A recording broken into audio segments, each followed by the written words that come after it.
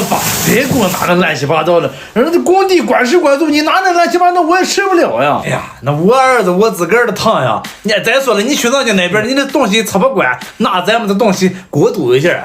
爸，你这回稍微给我吵点心吧，知道吧？这回毕业我就准备大干了啊！你上学的时候一个月给我打2000块的生活费，这回我上班了，双倍奉还，一个月给你打4000。说啥了，儿子？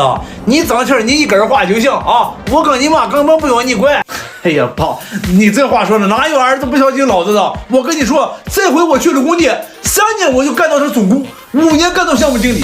我跟你说啊，老话说得好，穷不过3代，我就让咱们老岳家在我这一代翻过去。好小子，你一个做完就给我捅完了，说你将来一定会黄袍加身，前途无量呀！必须的，我就让你知道，我这回进了工地什么叫一口面条一口蒜，一分不花照得汗，一台冰箱一张床，转身还有一面墙。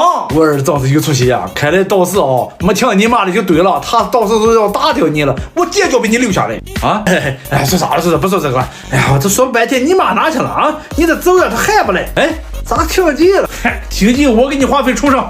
呀，可以啊，老儿子，你还没早辈就能给你爸充话费了？嘿，这算啥？再说了，我知道这个好平台充话费更便宜，而且到账快，充话费还得是抖音商城充值中心。怎么好在哪领了？点商城进充值中心或点评论区领取最高4元话费券。月初该充话费了，抓紧到评论区领取吧。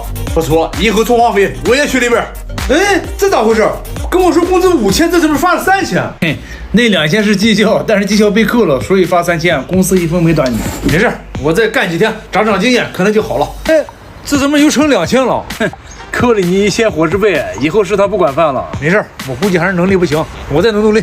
我去，这都3个月不发工资，真扛不住了。哎，这算啥呀？我估计前半年都发不了了。不行了，我看来还是跟我爸要点吧。哎，爸。